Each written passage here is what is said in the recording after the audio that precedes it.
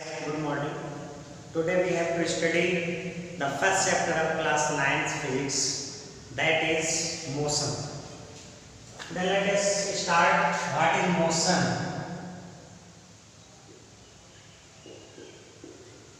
तो मोशन के बारे में हमें देखना है मोशन क्या है और इसके जितने भी केसेस होंगे जो फैक्टर्स हैं उनके बारे में पढ़ना है।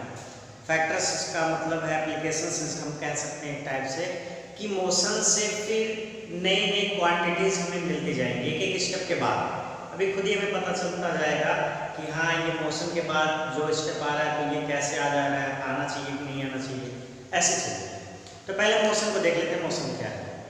तो डेली लाइफ में हम देखते हैं बहुत से ऑब्जेक्ट्स के बारे में, सभी चीज़ों को देखते हैं कि ऐसा होता है कि कोई एक ऑब्जेक्ट है, किसी एक प्लेस पे वो पहले है और उस प्लेस से टाइम के साथ साथ वो किसी दूसरे प्लेस पर जो है चली जाती है, वहाँ से मूव कर जाती है। ठीक है, तो इस तरह से उसका जो पोजीशन होता है ऑब्जेक्ट का वो चेंज हो जाता है और चेंज होता है। जैसे पोजीशन चेंज होने का मतलब मान लेते हैं हम ये बोर्ड के राइट साइड में खड़े हैं, फिर उसके बाद हम ऐसे गए और यहाँ पे लेफ्ट साइड में चले आए। तो राइट से लेफ्ट में आने में अगर 1 सेकंड का भी समय लगा होगा, लेकिन समय जरूर लगेगा। और पोजीशन यहाँ पे चेंज हो रहा है। पोजीशन हमारी क्या थी? Left of the board, right of the board, और उसके बाद फिर कहाँ पे? Left of the board. Right से लेफ्ट हमारी पोजीशन पहले राइट में थी बोर्ड के, बाद हमारी पोजीशन कहाँ चली जाती है? लेफ्ट में चली जाती है। तो ये हो गया पोजीशन का चेंज होना। तो पोजीशन का चेंज होना, अभी एक चीज ध्यान देना है, हमें मोशन के बारे में ही पता करना है कि मोशन होता क्या है। तो यही मोशन है, change of the position of any object, किसी भी ऑब्जेक्ट के पोजीशन का चेंज होना और टाइम के साथ साथ, कोई टाइम इंटरवल है उसके साथ साथ पोजीशन में चेंज होना ही क्या कहलाता है? मोशन कहलाता है। अब एक चीज और, इसका मोशन पोजीशन को चेंज होने की बात तो हो ही रही है, साथ में हम यहाँ पे कंपेरिजन करते हैं। कोई स्टेशनरी ऑब्जेक्ट होती है उसके साथ हम उसका कंपैरिजन करते हैं जिसका हम मोशन देखना चाहते हैं।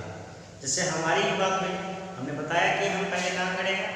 राइट में खड़े हैं बोर्ड के, और बाद में कहाँ चले जाते हैं? लेफ्ट में चले जाते हैं। ये बोर्ड है, ये स्टेशनरी ऑब्जेक्ट है और हम जो कंपैरिजन अपना कर रहे हैं अपने पोजीशन का इस बोर्ड से कर रहे हैं।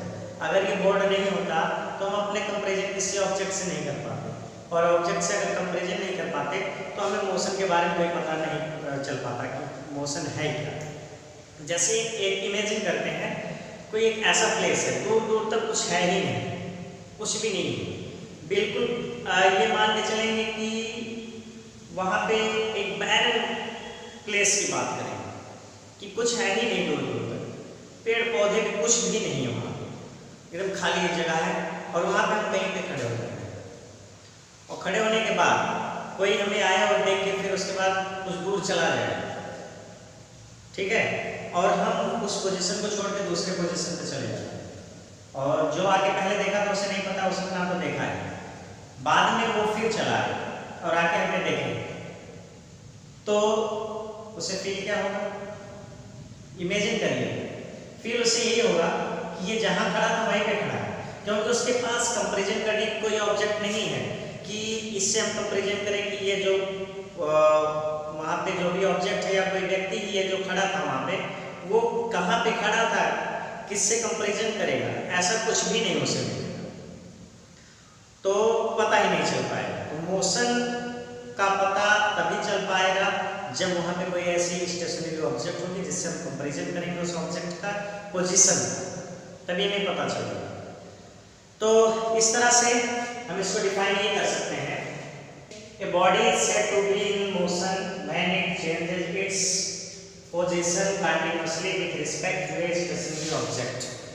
जैसा कि अभी हमने समझाया कि कोई भी ऑब्जेक्ट वो मोशन में तभी कहलाएगी जब उसके पोजीशन का कंपैरिजन करते हैं हम किसी स्टेशनरी ऑब्जेक्ट से, तो ये पता चलता है कि इसमें मोशन हुआ है, वो उसका मोशन कहलाता है। जैसे मान लेते हैं कि एक सरफेस है, यहाँ पे पोजीशन ए और बी, यहाँ पे कोई ब्लॉक है, वुडन ब्लॉक ऐसा है, ठीक है। अभी ये पॉइंट ए पे उसके बाद हमने इसे पुश किया और ये कहाँ चला आया, बी। तो यहां से ये बी पे चला आया, कहाँ पे था वो पहले, ए पे, और बाद पहले जब हमने स्टार्ट में देखा वो कहाँ था, ए पे था, बाद में हमने देखा तो कहाँ था वो, बी पे था। तो इससे पता चला ये पोजीशन, ये पॉइंट्स हैं, ये स्टेशनरी ऑब्जेक्ट इसके लिए स्टेशनरी पॉइंट हो जाएंगे कि इसी से हमने कंपैरिजन किया, पहले वो ए पे था, बाद में कहाँ चला गया, बी पे चला गया। अगर यही नहीं होता ए यहाँ और ये ऐसे लाइन बना देते और यहाँ पे रखा जाता, पॉइंट को हम नहीं दिखा रहे, ऐसे ऑब्जेक्ट रखे जाते, पहले हमने देख लिया कि ये यहाँ पे कहीं पे है और बाद में हमने देखा कि वो कहाँ चली गई, बी पे चली गई। अब हम पूछेंगे पहले वो कहाँ थी, तो कहाँ बताएंगे, यहाँ थी, यहाँ थी, यहाँ थी, इतने में थी या इतने में थी, आप कंफर्म नहीं कर पाएंगे क्योंकि यहाँ पे कोई ऐसा पॉइंट नहीं है, स्टेशनरी पॉइंट नहीं है, स्टेशनरी ऑब्जेक्ट नहीं है जिससे आप कंपैरिजन कर सकते हैं उस वुडन ब्लॉक के पोजीशन। तो किसी भी ऑब्जेक्ट के मोशन को वेरीफाई करने के लिए, उसे बताने के लिए, उसको एक्सप्लेन करने के लिए हमें ज़रूरी है कि उसके पोजीशन को हमें देखना होगा किसी ऑब्जेक्ट या किसी स्टेशनरी पॉइंट और ऑब्जेक्ट से उसका कंपैरिजन करना, तभी हमें पता चल पाएगा कि इसमें मोशन हुआ। तो ये रहा मोशन। मोशन में इसके दो फॉर्म बताए गए हैं मोशन के टाइप में, एक होता है यूनिफॉर्म मोशन और दूसरा होता है non uniform motion. Uniform motion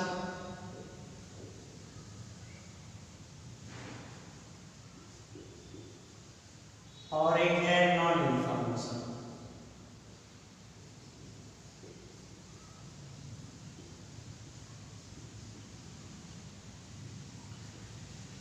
motion के यहाँ पे दो टाइप हम देख लेते हैं, यूनिफॉर्म एंड नॉन यूनिफॉर्म। इसमें अच्छा मोशन के बारे में हमने बताया, जैसे कि कंपैरिजन करने के बाद और भी हम यहाँ पे डेली लाइफ में देखते हैं कंपैरिजन करने की चीज़ें यहाँ पे, जैसे हम घर से जाना है, हमें मार्केट जाना है, हम बाइक लेके निकले तो पहले हम कहाँ पे थे, मौके पे अपने घर पे थे, वहाँ से मार्केट में जब पहुँचे तो अगर कोई देखेगा मार्केट में, बेशक वो हमें घर पे ना देखे क्योंकि ये हमारी इनिशियल स्टेज की बात होती है कि हम अगर हैं कहीं पे तो वो स्टार्ट में कहाँ पे रहे होंगे, घर पे रहे होंगे, अगर मार्केट आए कुछ खरीदने लेने के लिए, तो कोई मार्केट में हमसे मिलता है तो उसे जरूर पता ही रहेगा कि ये घर से आया है, घर पे था, घर से आया है, मतलब एक पोजीशन उसका कंफर्म है। और जब वो कहीं पे पहले था और मार्केट आया है लेने के लिए कुछ सामान, तो यानी कि उसमें क्या होगा, उसके पोजीशन में चेंजिंग हुई, और पोजीशन में चेंजिंग हुई क्या होगी, उसका मोशन। अच्छा, ट्रेन्स को देख सकते हैं, प्लेटफॉर्म पर ट्रेन खड़ी है, उसके बाद एक प्लेटफॉर्म से दूसरे प्लेटफॉर्म पर जा रही है। अब कोई जैसे एक प्लेटफॉर्म पर जहाँ ट्रेन खड़ी है, दूसरे प्लेटफॉर्म पर जाना है, और जिस प्लेटफॉर्म पर जाना है वहाँ पे कोई आदमी खड़ा है उसमें चढ़ने के लिए, उसमें बैठने के लिए। तो जब ट्रेन वो आ रही होती है, अच्छा ये नहीं वो देखेगा कि मोशन क्या हो रहा है, डायरेक्टली वो नहीं जान पाएगा, चल रहा है उसी को कैसे मोशन कहेंगे। जैसे कोई चीज़ चल रहा है हम कह रहे हैं वही मोशन है, तो वो कैसे मोशन, मोशन तो उसका नाम ही है, लेकिन हमें इसको डिफाइन यहाँ पे करना मोशन। तो वो कंपैरिजन करता है प्लेटफॉर्म पे जहाँ पे वो खड़ा होता है और जिधर से ट्रेन आ रही होती है, तो वहाँ पे कोई ट्रेस वगैरह, पेड़ वगैरह होते हैं या कोई और चीज़ें होती हैं, वहाँ पे वो स्टेबल होते हैं, तो उससे कंपैरिजन करता है कि हाँ ट्रेन उसके आगे बढ़ाई है, पहले वहाँ तक पहुँची है, उसके आगे बढ़ाई है, फिर वहाँ तक पहुँची, उसके आगे, तो कंपैरिजन करता है। इस तरह से वो देखता है कि कुछ टाइम लग रहा है और उसका पोजीशन एक पॉइंट से दूसरे पॉइंट में चेंज हो रहा है, तो ये हो जाता है मोशन। और हमने बताया यूनिफॉर्म मोशन और नॉन यूनिफॉर्म मोशन, ये दो इसके फॉर्म होते हैं। इस फॉर्म में पहले हम इसके यूनिफॉर्म मोशन को पढ़ेंगे। यूनिफॉर्म मोशन होता क्या है, इसको देखते हैं। यूनिफॉर्म के लिए हम ये जानते हैं, यूनिफॉर्म का मतलब होता है इक्वलिटी होना, किसी भी चीज़ के लिए इक्वलिटी होना। अच्छा, मोशन का यूनिफॉर्म में देखना है, यानी मोशन की इक्वलिटी। तो मोशन क्या होता है ये हम जब जान जाएंगे तो अपने आप में पता चल जाएगा कि यूनिफॉर्म मोशन का मतलब क्या हो सकता है। तो मोशन में हमने ये देखा क्या कि change of position of a object with respect to a stationary object continuously. तो कंटिन्यू होगा, यानी टाइम जो लगेगा वो कंटिन्यू चलता रहेगा। और टाइम लगेगा ही भाई, कोई भी टाइम एक ऐसी चीज़ है कि कुछ हो ना या ना हो, लेकिन टाइम जो वो चलेगा, वो टाइम लगेगा हर एक चीज़ में। कोई अगर रुका हुआ है तो भी वो टाइम इतने टाइम तक रुका है, उसके लिए टाइम का कैलकुलेशन हम करते हैं। तो यहाँ पे मोशन की बात करें तो यहाँ पे भी टाइम लगेगा, और जब टाइम लगेगा तो उसी टाइम की बात करते हैं यूनिफॉर्म मोशन के लिए कि इक्वल डिस्टेंस को ये कवर करता है। अभी डिस्टेंस की बात करेंगे, डिस्टेंस को भी हमें डिस्क्राइब करना होगा, डिस्टेंस को पूरी तरह से डेफिनेशन उसके बारे में जानना होगा। तो ये यूनिफॉर्म मोशन की बात हम कर रहे हैं। ए body has a uniform motion if it travels equal distances in equal intervals of time. अगर कोई ऑब्जेक्ट जो है वो इक्वल डिस्टेंस को कवर करती है इक्वल इंटरवल ऑफ टाइम, तब उसका मोशन जो होता है वो क्या कहलाता है, यूनिफॉर्म मोशन। अच्छा, यहाँ पे हमने डिस्टेंस का नाम ले लिया है, फिलहाल ये एक्स्ट्रा चीज यहाँ पे आ गया है, आगे की चीज होगी डिस्टेंस। पहले मोशन के बाद हमें डिस्टेंस को ही देखना था, हमने यहाँ पे इसलिए नॉन यूनिफॉर्म मोशन हम बता रहे हैं या यूनिफॉर्म मोशन को, कि मोशन से रिलेटेड जो चीज जैसे motion, uniform motion, non uniform motion, motion एक साथ होगा, इसलिए इस वीडियो में हमने इसको एक साथ रखा, वरना ये डिस्टेंस को समझने के बाद ही हमें पता चलेगा, क्योंकि डिस्टेंस अब इसमें क्या है, डिस्टेंस नई चीज आ गई है, डिस्टेंस नई चीज आ गई है, डिस्टेंस है क्या इसके बारे में जानते ही नहीं। तो फिलहाल इस वर्ड को यहाँ पे हम एक डायलेमा के रूप में या एक डाउट के रूप में रखेंगे, इसको अगले वीडियो में क्लियर करेंगे कि डिस्टेंस होता क्या है।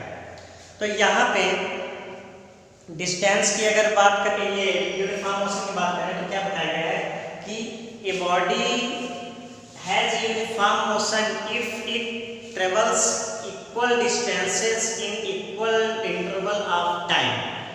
इक्वल डिस्टेंस कवर करती है इक्वल इंटरवल ऑफ टाइम।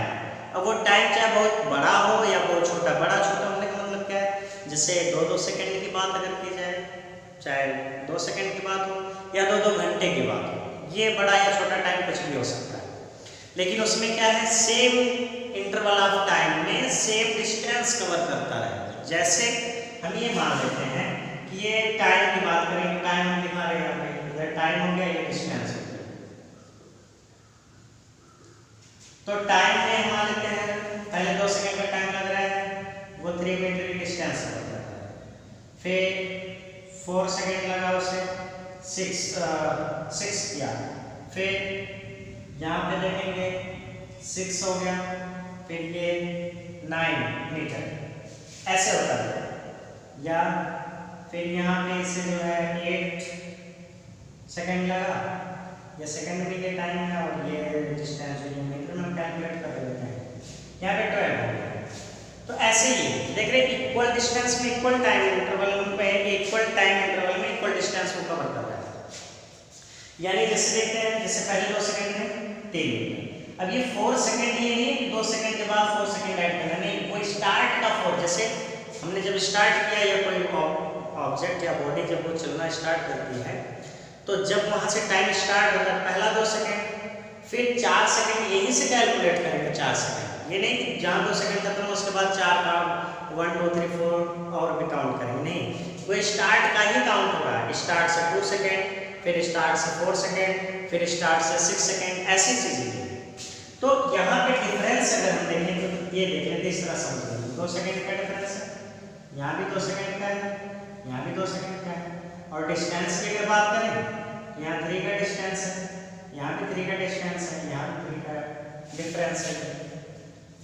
तो इस तरह से देख क्या है, इक्वल टाइम इंटरवल में इक्वल डिस्टेंस कवर कर रहा है, यानी हर 2 सेकंड में वो 3 मीटर कवर कर रहा है, यानी इधर 2 सेकंड बढ़ा, इधर 3 मीटर बढ़ा, इधर 2 सेकंड बढ़ा, इधर 3 मीटर बढ़ा, फिर 2 सेकंड बढ़ गया, फिर यहाँ पे 3 मीटर बढ़ गया, यानी हर 2 सेकंड में वो 3 मीटर चल रहा है। तो यहाँ पे क्या पता चल रहा है कि इक्वल इंटरवल ऑफ टाइम में इक्वल डिस्टेंस को कवर कर रहा है, इसको हम कहते हैं uniform motion.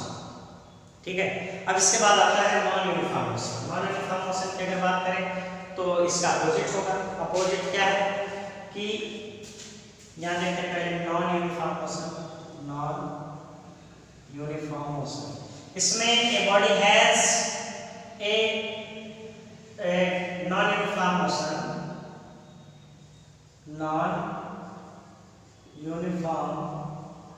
motion if it travels unequal distances,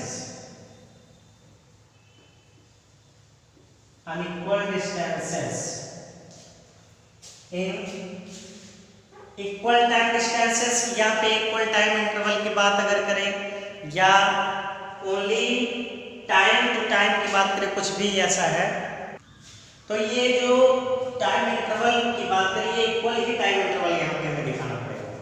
कारण इसका है कि इसमें जो है अगर हम टाइम को भी अनइक्वल कर देते हैं तो हो सकता है जो उसका एवरेज मिल जाए हमें वो इक्वल एक ही पॉइंट मिल जाए। इसलिए हमें इक्वल इंटरवल ऑफ टाइम हमेशा होना चाहिए, चाहे वो यूनिफॉर्म मोशन हो या नॉन यूनिफॉर्म मोशन हो। लेकिन यहाँ पे डिस्टेंस की जो बात है उसी का डिफरेंस हो गया है। यूनिफॉर्म मोशन में हमने अभी दिखाया था कि जो डिस्टेंसेज हैं वो इक्वल डिस्टेंस कवर करता रहता है, लेकिन नॉन यूनिफॉर्म में वो इक्वल डिस्टेंस नहीं होगा। जैसे टाइम पे यहाँ पे हम शो कर दें सेकेंड में और यहाँ पे डिस्टेंस को शो कर दें, डिस्टेंस को मीटर में, तो ये इक्वल टाइम इंटरवल करते हैं इसको टाइम का 6, 8 ऐसा। लेकिन यहाँ पे डिस्टेंस की अगर बात करें, पहले वही चीज, पहले 3 मीटर चला, फिर नेक्स्ट में वो 5 मीटर हो गया, फिर नेक्स्ट में 8 हो गया, फिर नेक्स्ट में वो 12 हो गया, ऐसा कुछ हो गया। तब अब देख क्या रहे हैं इनमें डिफरेंस, 2 का डिफरेंस है, 2 का डिफरेंस है, 2 का इंटरवल टाइम जो सेम हो रहा है, लेकिन डिस्टेंस की अगर बात करें यहाँ 2 का है, यहाँ पे कितने का 3 का, और यहाँ पे कितने का है 4 का।